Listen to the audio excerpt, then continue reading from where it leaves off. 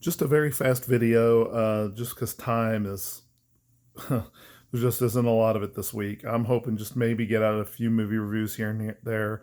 On Friday, I'll try to make an effort to get out the second part of the Grandmoppy stuff, and then I have something I'm working on. But anyway, so I just thought I'd take this moment to talk about arguments versus making arguments. I was in a debate with a guy on Twitter one time, and I was really trying to genuinely understand his position on something. And so I would offer challenges, not to one up him, but just probe him a little bit. What's going on? What do you think about this? And then he would just respond real quickly. It was very, very rapid. And sometimes it didn't even make sense. And so I thought, well, I remember going, well, how would you substantiate this? He's like, oh, there's been all kinds of studies on it. I was like, can you cite a single study on this? And he was like, boom, immediately put this thing, responded with this thing. And I went and read this article that he had given me, and it had almost nothing to do with what we were talking about.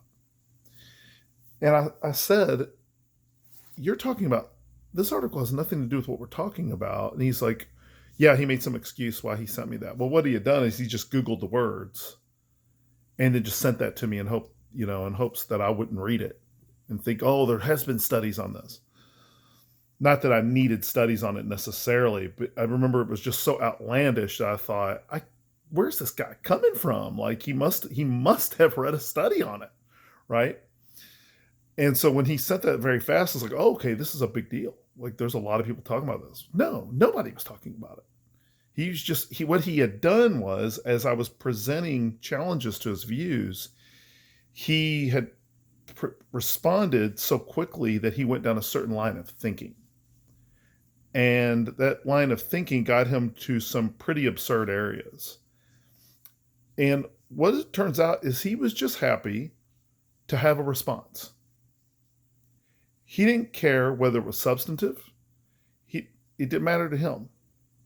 I think that maybe, at least in our own minds, we maybe have all of us might be a little guilty of this time to time. And maybe I'm wrong. I'll speak for myself. I just know I've had times where I've seen a response to an argument that I thought was good, but the response was also good, and I didn't like it. So I thought, well, yeah, but it has this problem, and I just kind of dismissed it.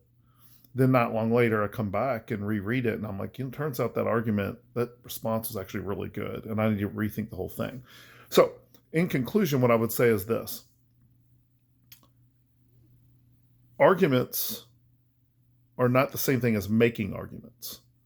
Making an argument is building a case, right?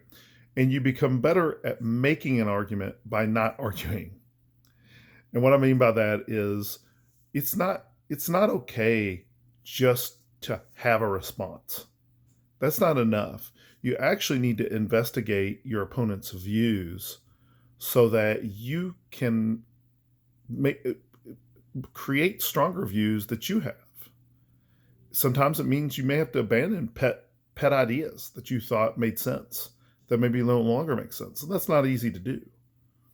But the correct answer here is not just responding to respond. And I only make this because I myself have fallen into this trap a few times.